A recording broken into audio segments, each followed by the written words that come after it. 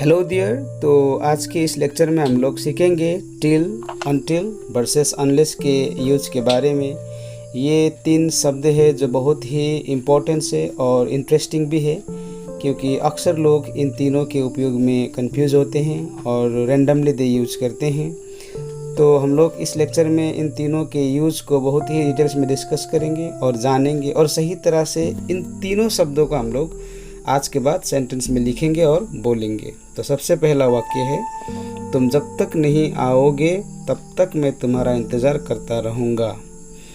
Until या फिर till, you come I will be waiting for you. Until और till हम लोग दोनों में से एक यहाँ पर लगा सकते हैं। अनटिल आपका फॉर्मल है तो टिल इनफॉर्मल है, लेकिन दोनों का मतलब एक ही होता है और इसको हम लोग इंटरचेंजेबली यूज कर सकते हैं।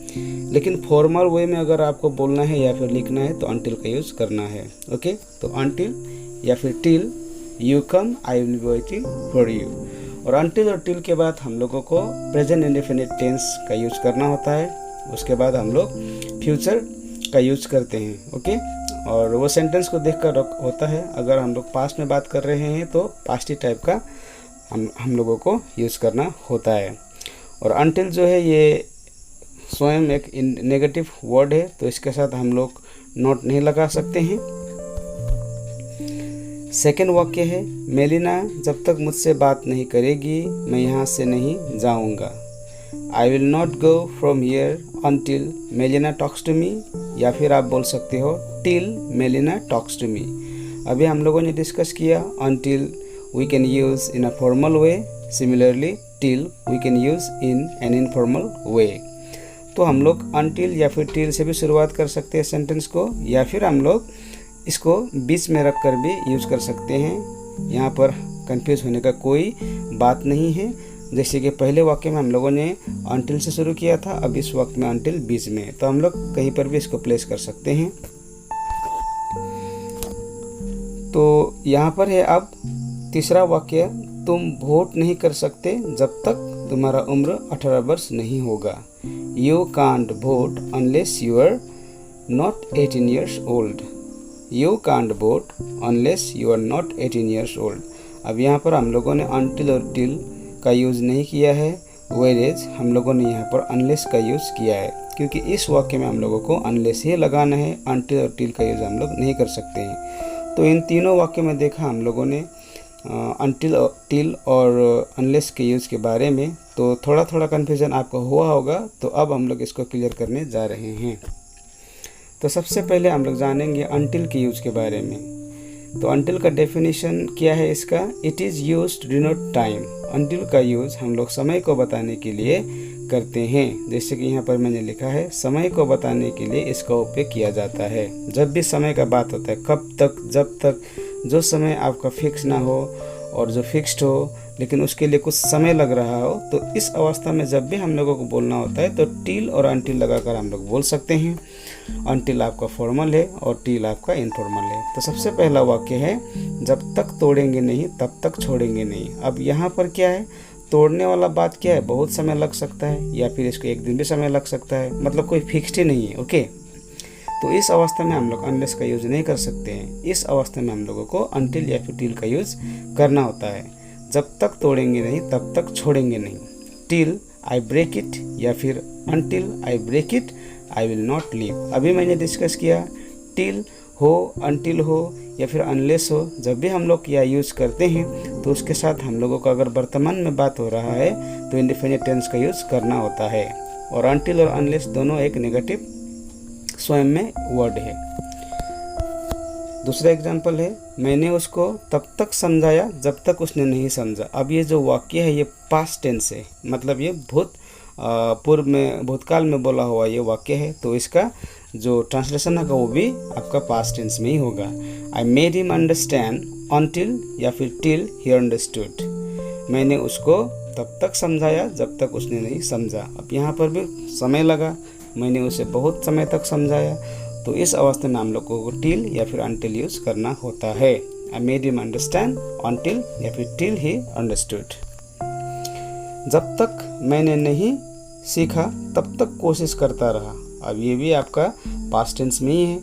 तो यहाँ पर भी मुझे बहुत समय लगा सीखने के लिए और मैं सीखता गया और मैंने सीख लिया, मतलब बहुत समय लगा। तो इस अवस्था में भी हम लोगों को टिल या फिर अनटिल का यूज़ करना होता है। टिल आई लर्न या फिर until I learn I kept trying. Okay, I kept trying, मैं कोशिश करता रहा। तो अब जानेंगे हम लोग अनलेस के यूज के बारे में। अनलेस के प्लेस में हम लोग इफ़ का भी यूज़ करते हैं, इफ़ नॉट का भी यूज़ कर सकते हैं। इसको हम लोग इंटरचेंजेबल यूज़ कर सकते हैं, जैसे कि टिल के जगह में हम लोग अनटिल के यूज़ कर सकते थे। उसी तरह अनलेस को हम लोग इफ़ नॉट से भी हम लोग रिप्लेस कर सकते हैं। तो सबसे पहले जानेंगे अनलेस के डेफिनेशन के बारे में। It is use to denote condition, शर्त को दिखाने के लिए इसका उपयोग किया जाता है। शर्त मतलब तुम मुझे नहीं दोगे तो मैं नहीं जाऊंगा, तुम नहीं खाओगे तो मैं नहीं खाऊंगा, इस तरह का शर्त होता है। तो इस तरह के शर्त को दिखाने के लिए जब भी हम लोगों को अंग्रेजी में बोलना या फिर लिखना होता है तब हम लोग अनलेस का यूज़ करते हैं। तो एग्जांपल में है, अगर वह मुझे नंबर नहीं देगी तो मैं नहीं जाऊंगा। अब शर्त क्या है, उसको मुझे नंबर देना है तब मैं यहाँ से जाऊंगा। तो यहाँ पर शर्त का बात हुआ। शर्त को इंग्लिश में कंडीशन बोलते हैं। तो इसका हम लोग इंग्लिश में इस तरह से बोलते हैं, unless she gives me her number I will not गो। जिस तरह से अनटिल और टिल में हम लोग इंडेफिनिट टेंस का यूज़ करते थे, उसी तरह अनलेस में भी हम लोगों को इंडेफिनिट टेंस का ही यूज़ करना होता है अगर वर्तमान में बात कर रहे हैं तो। Unless she gives me her number I will not गो, या फिर हम लोग इसको इस तरह से बोल सकते हैं, if she doesn't give me her number I will not गो। अभी मैंने यहाँ पर डिस्कस किया, अनलेस को हम लोग इफ़ से भी हम लोग इफ़ नॉट से भी इसको हम लोग रिप्लेस कर सकते हैं। चाहे आप अनलेस लगा कर बोले या फिर इफ़ और नेगेटिव फॉर्म में बोले, दोनों का मतलब एक ही होता है। यहाँ पर कंफ्यूज होने का कोई इसमें वो बात नहीं है। अब ये रहा दूसरा एग्जाम्पल, अगर तुम अध्ययन नहीं करोगे तो नहीं सीखोगे। यहाँ पर भी कंडीशन का ये बात है, अध्ययन करेगा तो सीखेगा। तो इस अवस्था में हम लोगों को अगर अंग्रेजी में बोलना है तो दो प्रकार से बोल सकते हैं। पहला, unless you study you will not learn, या फिर if you don't study you will not learn. Either of this sentence you can speak और राइट। ये दोनों वाक्य में से आप किसी भी एक को बोल भी सकते हो और लिख भी सकते हो। तीसरा जो ये वाक्य है, जब तक तुमने मुझे खाने को नहीं कहा तब तक मैंने नहीं खाया। अब यहाँ पर हम लोग अनलेस का यूज नहीं कर सकते क्योंकि यहाँ पर शर्त का बात नहीं है, यहाँ पर टाइम का बात है। जब तक तुमने मुझे खाने को नहीं कहा तब तक मैंने नहीं खाया।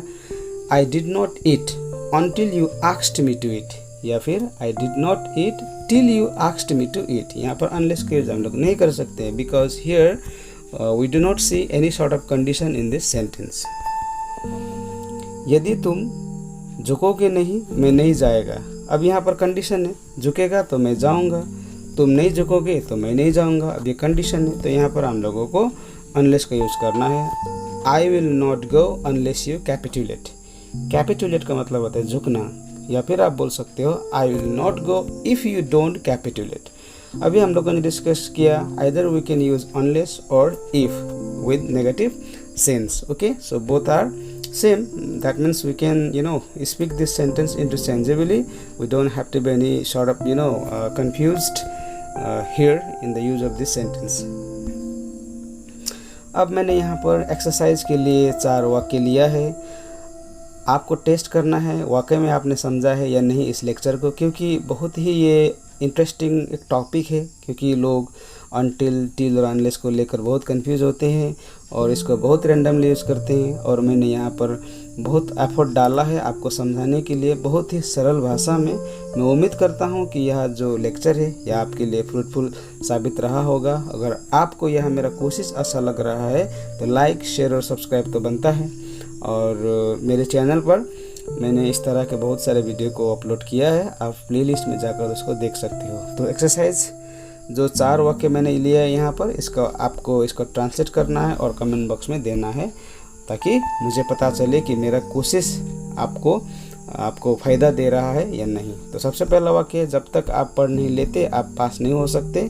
दूसरा है, जब तक उसने कोशिश नहीं की उसे सफलता नहीं मिली। तीसरा है, अगर तुम कायर नहीं हो तो लड़ना चाहिए। चौथा है, मैं किसी को सहायता नहीं करता जब तक कि वह कमज़ोर ना हो। अब यहाँ पर आपका टेस्ट होगा रियल टेस्ट, अनटिल, अनलेस और टिल का।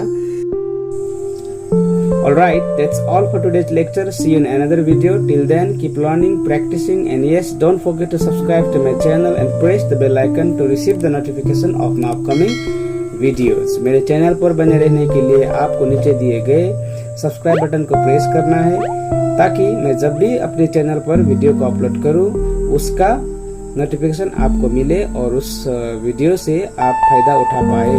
तो मिलते हैं नेक्स्ट वीडियो पर। Thank you very much.